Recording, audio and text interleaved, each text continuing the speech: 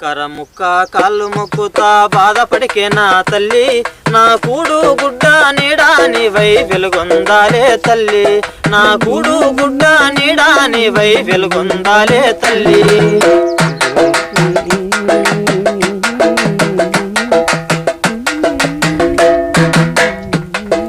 మూల సుక్క బొడిసినప్పుడు నిలిసి సద్ది పువ్వ సద్ది కట్టుకొని లేసి ఎట్ల బండిని గట్టి పోరగండ్ల నేను వెంబడేసుకొని